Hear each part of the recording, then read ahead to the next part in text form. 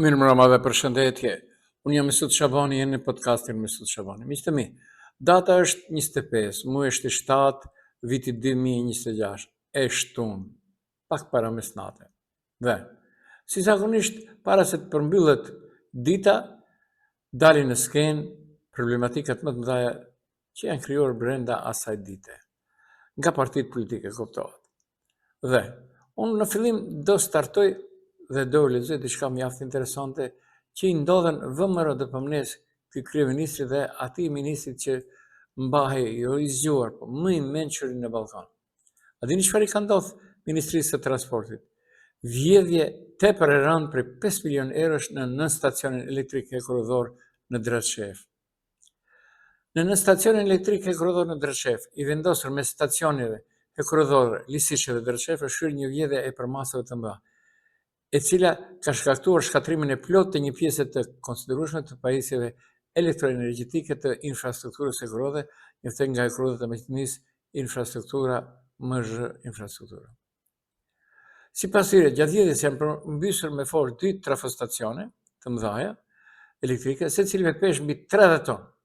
Nga transformatorët është derdhërvaj transformatik, ndërsa mbështjellët prej bakrit dhe komponentet e tjera me vlerë janë hequr dhe vjedhur plotësisht. Nga në stacionin janë vjedhur po ashtu tela bakri, shina, shufra, bakri, si dhe pothuajse të gjitha pajisjet dhe elementet e domosdoshme për funksionimin e saj. Si pasojë e këtij akti të paligjshëm, objekti është bërë plotësisht i pafunksional. Nga MZ infrastruktura, theksojnë se ky nuk është vetëm një rast i veçantë vjedhjes së bakrit dhe pajisjeve, por një sulm i rëndë ndaj infrastrukturës kritike e korridore, si dhe ndaj pasurisë së shtetit dhe qytetarëve. Dëmtimi i objektit të këtij lloji mund të shkaktojë pasoja serioze për sigurinë, stabilitetin dhe funksionimin e rregullt të trafikut të korridorit. Sipas vlerësimit fillestar, dëmi i drejt material arrin në 5 milion euro. Nga Korridorët e Maqedonisë, infrastruktura bëjnë thirrje institucioneve kompetente që rastet hetohet urgjentisht dhe në mënyrë të plotë, ndërsa autorët dhe të gjithë personat të përfshirë në vjedhje, transportin dhe shitjen e mëtejshme të materialeve të vjedhura të identifikohen dhe të mbajnë përgjegjësi për veprimet e tyre. Dhe, kjo është materiali zyrtar. Tash shtrohet një çështje. Çfarë ndodhi vëmëros në fillim kur erdhi në pushtet? Tona drog nëpër kufi. Nuk dini gjë. Çfarë po ndodh tash?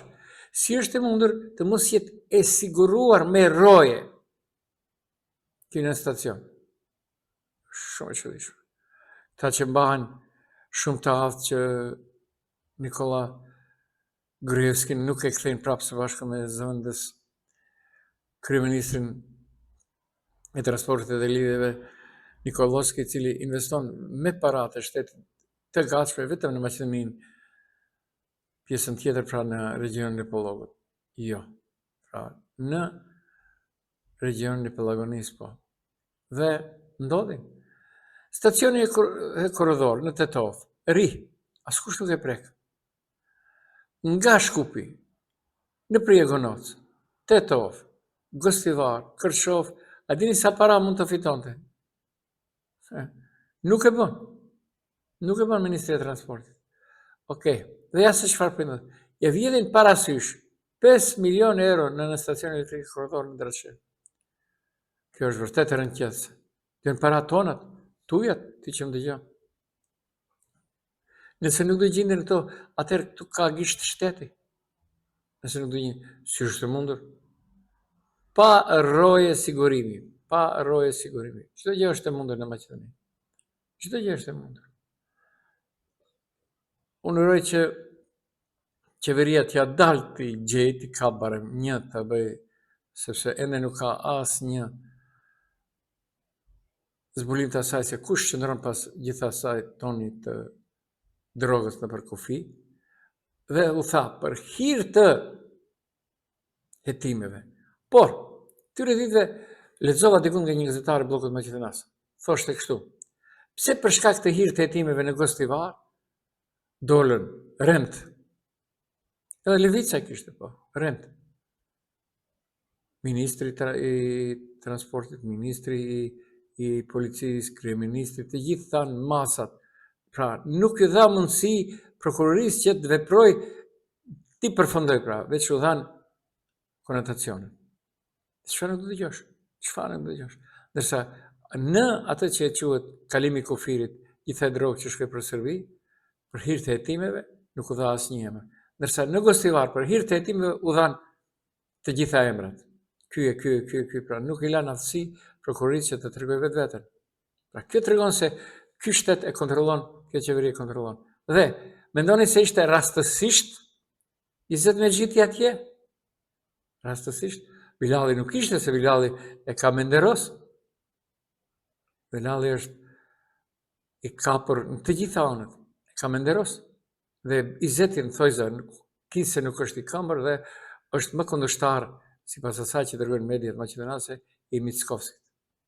Dhe shkoi dhe i tha, porosia, dali atje, ne jemi me Valborin. Okej. U koft Valborin. Por qytetarët nuk e pranuan, nuk e hëngrën atë që tha Mickovski drejt hetime. T'jap dërheqjet, sepse Prapavia është Brvenica. Në dalim pak më vonë në Brvenicë, unë vetë personalisht. Dhe mediat greke sot kanë vërtetuar atë që unë e kam thënë 3 ditë përpara. Dikthemi asaj çfarë kam thënë. Kam video, foto, dëshmi dhe zë. Ali Ahmeti e vendosi flamën e Maqedonisë në zyrën e tij për të ofruar me Mickovski. Unë vetëm ndryshe them, për të shfaqur dashuri Mickovskit. Rrjeti i pavarur grek i lajmeve dhe analizave IBNA, Independent Balkan News Agency, analizon vendosjen e flamurit shtetëror të Maqedonisë në zyrët e kryetarit të BE-s. Ali Ahmeti në rrëshqitje të vogël në këtë rast vënë duke se ky vendim është shumë më tepër se një gjë simbolik protokolar. IBNA, i cili raporton për zhvillimet politike, ekonomike dhe gjeopolitike në Ballkan, Evropën juglindore, Mezionin lindor dhe linjën e mesme, si dhe punon në disa gjuhë, gëzon pavarësi redaksionale dhe formalisht nuk është lidhur me parti politike apo qeveri, por konsiderohet si një qendër analitike që ndjek me vëmendje proceset kritike për shtetin grek dhe rajon. Në analizën e saj, IBNA flet për situatën në Maqedoni, por indirekt u dërgon një mesazh edhe institucioneve greke se në Maqedoni po ndryshojnë gjëra që mund të kenë ndikime edhe te fqinjivor. Kryetari i BE-s Ali Ahmeti të komentarin e Austrisë, Martin Palmer, në selinë e partisë në të për 16 vendosur flamën e Maqedonisë, Bashkimit Evropian dhe të Shtetit Shqiptar. IBNA në analizën e saj vënë se kjo nuk ka ndodhur në 24 vjetët të fundit, përkundër sugjerimeve të diplomacisë të shumta në drejtim. Kjo është muhabet unë them, dhe qëndron pastaj i Ali Ahmetit. Askush si ka thënë për 24 vite. Fantazia nuk ka fund. Vendimi i kryetarit të Bashkimit Demokratik për integrim BE Ali Ahmeti për të vendosur flamën kombëtare të Maqedonisë në zyrën e tij për herë të parë pas 24 viteve është shumë më tepër se një gjë simbolik protokollar. Ende jam të mediat greke. Në një kohë kur partia po përballet me sfidën e saj më të rëndësishme politike në vitet e fundit në koalicionin shqiptar etnik vlen, ky hap përmban një mesazh të qartë me peshë politike. Ai reflekton përpjekjen e BE-s për të rikonfiguruar dhe reaguar rolin e saj si një forcë politike që lidh përfaqësinë politike të shqiptarëve dhe funksionimin e vetë shtetit në vend që të fokusohet ekskluzivisht në mbrojtjen e identitetit kombëtar shqiptar. Ja përkthimi i pjesës BE tani po përballet me një realitet të ri politik brenda peizazhit politik shqiptar në Maqedoninë e Veriut. Okej, pra Ali Ahmeti këtë e ka bërë, thot IBNA, vetëm për shkak të shfaq dashuri. Tash ju dini se unë bëhem me mençur. Ju dini se unë. Atëherë, më juftoj të më ndiqni mua me zë. Pra, unë e kam në YouTube, ku edhe them, në plot përgjithësi se këta IBNA, me sigurim ka dëgjuar dhe kush për atyre, në YouTube, se YouTube është publike dhe përfaqëson gjithë botën, në podcastin Mesut Shabani, vërtet dalë P9 gazetar. Edhe atë me datë 20 ditë mujt 7, 3 ditë më herë, mediat greke janë vënuar me deklaratën krahasore se në datën 25 Ali Ahmeti vendosi flamurin e Maqedonisë në zyrën e tij për të afruar me Mickovski. Dhe ja, pasi e di se nuk më besoni, dëgjoni. Pasur situatën për të qeshur, po kam qeshur. Kam qeshur me Ali Ahmeti. Dini që kam qeshur me Ali Ahmeti. Sepse edhe është njeri, por deklaratat që jep nuk e ha, nuk e pi ujë ju që jepani pija. Ka më kërkush do besoj. E ka vu flamurin e shtetëror të Maqedonisë në zyrën e tij për shkak se më kanë thënë ambasador. Ja, majkat. Cilët ambasador Ali Ahmeti. Pas 25 vite, shumë i dëgjueshëm. Po kjo është thjesht një Maqedonisht të në dharani një shfaqje dashurie vëmërore provincial, jam për Maqedoni. Problemet që ke ti, Alia Meti me familjarët e tu, lidhur me atë aferat e ndryshme, që po do të flasin, dhe më kanë thënë sot gazetarët maqedonasë, sot më kanë. 80% është ish njeriut të ditë Alia Metit i cili po i zbulon këto. Pra, ky ishte Mesut Shabani në datën 20 ditë muaj 7 2026 e keni komplet Bilal Kasami e zdrejti 500 metra të bacion ujë 5 vite, pra Bilal Kasami e zdrejti aty e keni nga minuta 17. Dhe unë e kam shkëputur vetëm këtë pjesë, pra hajde edhe njerë Mesut Shabani. Mirë, bravo dhe përshëndetje. Unë jam Mesut Shabani, jem në podcastin. Okej, hajde dhe pak. Mesut Shabani. Miqtë mi, data sot është 20 ditë, muaj është 7, gjithë ditën në lume e mërkur. Po pra, ajo pjesa që unë e them se ma kanë marë, nuk kam asgjë kundër. Kryesore, para atyre kam gjoditër. Se situatën për qeshur, po kam qeshur. Kam qeshur me Alia Meti. Dhe që kam qeshur me Alia Meti. Sepse dhe është njeri, por deklarata që jetë nuk e ha në të pi ujri ju që e pa në pja. Ka më kërkushën do besoj, e ka vu flamurin e shtetëror të Maqedonisë në zyrën time, për shkak se më kanë thënë ambasador, ja, majqat. Cilët ambasador o Alia Meti? Pas 25 vite, shumë i dëgjueshëm. Po kjo është thjesht një Maqedonisht të në dharani, një shfaqje dashurie vëmërore provincial, jam për Maqedoni. Po pra, komplet. Okej, bravo Mesut Shabani, halis për nëndë që pas këqe. Okej. Nuk është okej, por unë vazhdoj më tej. Në ndërko, të tolla nuk është lule që i vjen era. Po sa që ishtë skandalet nuk kanë të ndalër vargë di. Nuk do flasim, e kam thënë vetëm nuk do merrem me autostradën e Bilalit që dha nga Tirana të Tov Prizren. Inshallah e bën. Por, nëse nuk e bën, njëni për në vidive do të shkoj. Edhe do të atëtiroj të shkoj.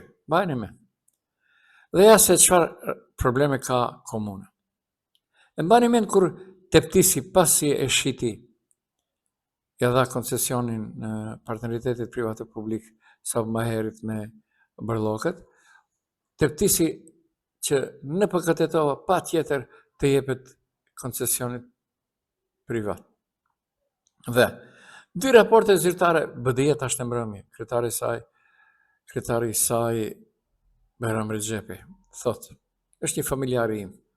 2 raporte zyrtare, financiare të në PKTTO, njëtin vit, 2024, a diçka tjetër është familja, diçka tjetër është BDI. Paraqesin shifra që nuk përputhen. Në një raport figurojnë 56.605.862 denar, ndërsa në raportin pasues për njëtin vit, në kolon krahasues dhe njëtin kategori figurojnë vetëm 38.350.468 denar. Diferenca është 17.715.394 denar. Dhe a dini sa është kjo? Kjo është prafërsisht. Nëse bëhet fjalë për 17.700.000 denar, me kursin fiks të denarit sot në euro, 61.5 denar, atëherë 17.700.000, pjesëtim për 61.5 del 287.800 euro. Një shtëpi dhatë e mirë, një 4-5 vetura, banesa 3-4, pra. 17.700.000 denar janë afërsisht 288.000 denar. As si bëhen si gjina. Ku është kjo diferencë, thot BDI-ja? Qytetarët meritojnë përgjigje. Ku është kjo diferencë për 17.700.000 denar? Si u rrit humbja ndërmarrjes nga 5.970.000 në 71 milion denar brenda vetëm një viti? Se të hirat rranë me gati 30%, ndërsa shpenzimet u rritën mbi 12%. Si është mundur që shpenzimet për kamatat u rritën nga 140.000 në 17.000, 17.400 milion denar. Pra, 124 herë më shumë. Allah. A jeni të sigurt se gjithë kjo shumë është vërtet kamat, apo mos janë shpenzimet e tjera të evidentuar në KZ, thot BDI. e lexoj Bayram Rexhepin. Këto nuk janë pretendime, por pyetje që vërejnë nga dokumentet zyrtare financiare të vetë në PK-s, të cilët janë ndërzuar në Këshillin Komunal në Teto. Kjo udhëheqësi komunale deri më sot ka dëshmuar një model të qartë qeverisi. Gjithçka që ishte profitabile e shiten ose dhanë me koncesión për interesat e tyre.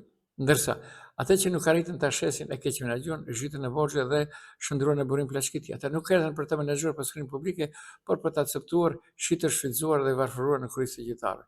Qytetarët presin transparencë, ku shkojnë dhe si argjohen paratë e tyre.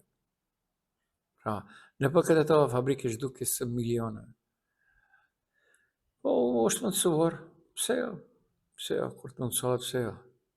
Që kanë veturat të shtrejta, handarka, restorante të shtrejta. I knaqen 1-2-3 restorante. I knaqen. Aty përballë komunës. Dhe ajo cila dua haj kokën, edhe vëmëros, edhe Vlenit është Bervenica. U munduan me Gostivarin, por ja, informatat e mia të fundit thonë se Gostivarin e kanë shtyr në sqetull Izet Mexhiti. Jo ky Tetovës kryetari, bashkëkryetari Bilal Kasam. Pra, nga gjithë kjo që mund të ndodhë në Bervenic, opozita vetëm i fërkon duar. Pra, në Bervenic zgjedhjet mund të nxjerrin zbuluar edhe vëmëron edhe Vlenin. Ja, kjo ishte. Tash, ama dëgjoni me vëmendje. Vërtet jam shumë i mençur. Një nesër sabah. Pastaj ndryshoj. Zgjedhjet e jashtëzakonshme në komunën e Bervenic nuk janë vetëm garë lokale. Ata mund të shndrohen në një provë politike për koalicionin qeverisës vëmëro dhe për ne Vlen, sepse zhvillohen në një komunë rurale të Pollogut ku shumica dërmuese e fshatrave është e popullsisë me rënjë shqiptare. 75%. Në zgjedhjet e vitit 2024, kandidatë e vëmërë dhe Vërnes fitojnë rrethana të veçanta politike dhe me mbështetjen e partnerëve të atërshëm. Sot situata është ndryshe, aleancat kanë ndryshuar, raportet mes partive janë rikonfiguruar dhe secila përballet me dilema të vështira. Për vëmërë dhe Vërnes sfida është e qartë. Nëse vendos të kandidojë sërish një kandidat të vetin, duhet të gjejë një figurë që mund të fitojë besimin dhe të shumicës shqiptare. Kjo nuk është e pamundur, por është politikisht shumë e vështirë. Nëse kandidati humbet, opozita maqedonase mund të argumentojë se fitoria e vitit 2024 ishte produkt i rrethanave dhe marrëveshjeve politike, jo dëshmi e zgjerimit dhe të mbështetjes së forcës së vëmëros në një komunë me shumicë shqiptare. Po këtë e dim të gjithë, edhe Levica e thotë edhe LSDM. Nga ana tjetër, edhe Vlen ndodhet përballë një prove, nëse kërkon të udhëheq garën me kandidatin e vet, rrezikon një përplasje me partneritetin qeveritar.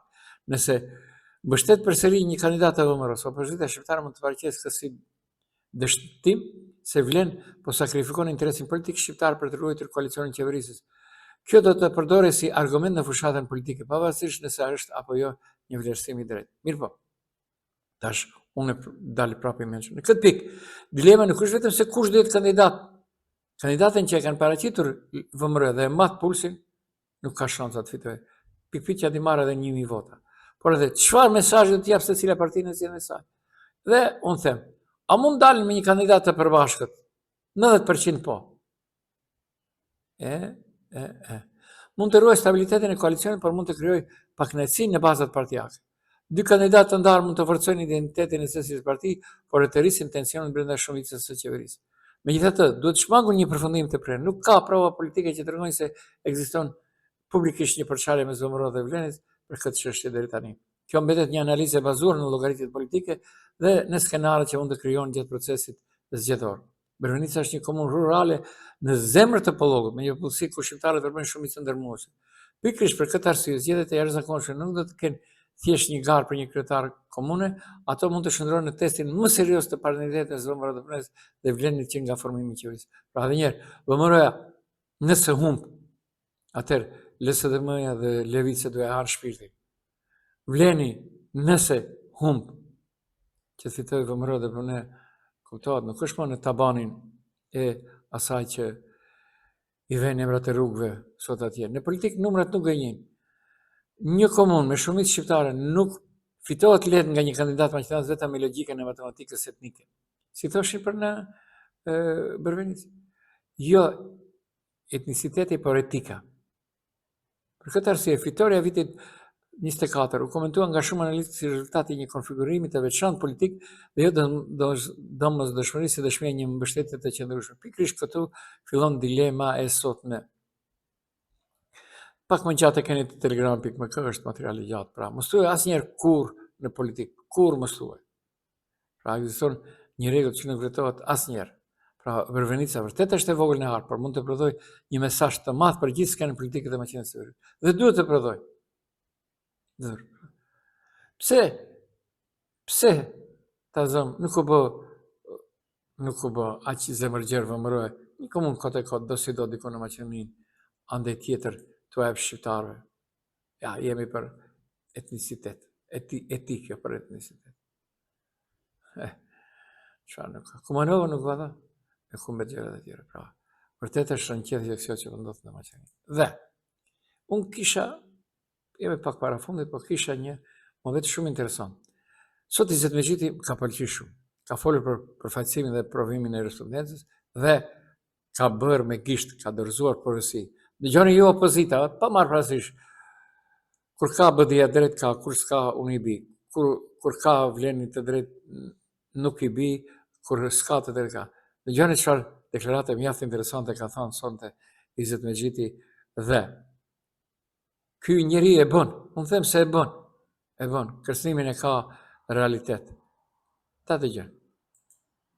Ka kalu domethënë në gjitha filtrat edhe në qeveri edhe në komisionin e Venecias.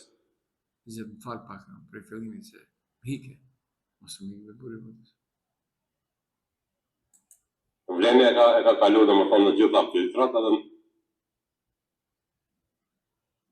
Vleni e ka kalu domethënë në gjitha filtrat edhe në qeveri edhe në komisionin e Venecias.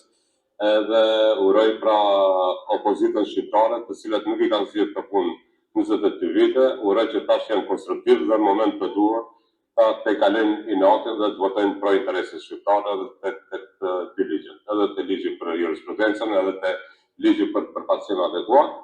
Ato si opozitë çfarë mund të kenë edhe kërkesa edhe më të mëdha, po kur t'i vjen rasti që të kthehen, mund të i përmirësojnë t'i bëjnë edhe më të mira. Tash pra i ftoj publikisht mos shkojnë me inate, po të jenë në interes të interesit shqiptar, interesit të zgjidhjes së këtyre çështjeve, të cilët ka pas mundësinë të zgjidhen 22 vite, pra i ftoj publikisht që të bashkangjitem dhe të votojnë bashkërisht. A dëgjohet ju? Të lloj nga pëdeshë, me ndo thashë, dëgjove, kryetar. Dëgjove, ky thot duhet të votoni, se ky është tash baba i shqiptarëve. Se nëse nuk i kalojnë këto dy ligjet i bie edhe ministri i drejtësisë. Dëgjohet që të BDI-s. Ta votoni, Izeti ka thënë. Me Izetin keni qenë 22 vite. Samir e tha, 22 vite keni pasur mundësinë dhe nuk keni bërë. Ju të Selit, dëgjohet. Sela e ka pasur rastin e vetëm, por nuk ka ditur ta shfrytëzoj. Ali Ahmetin ta kput të prestart. Atë që tekin që ëngën në parlament ishte një kapital mjaft mirë, po dikush e manipuloi, njësoj si që manipuluan dikur Rufi Osmani. Qarqe të ndryshme dhe kush me tjetër? Sali Murat. Dëgjohet se ai tjetëri doli ma Bexhani. Izeti e tha. Kur e thot Izeti ta dini se qëndron mbas. Izeti e bën. Po e bën. 28 milionerë thot sot Ina shkronte se do bëj ka investime në çarshi. A dini se janë 28 milion prej fillimit të ndërton. Prej fillimit çarshi. Çfarë nuk do të dëgjosh? Kanalizimi e po sa mund të kushtojë kanalizimi jo? Si kanalizimi Zajazit? Çfarë nuk do të dëgjosh? Që kur nuk u bë dhe pastaj del thot Bashkimi Evropian. Dhe nuk ishte e rastishme.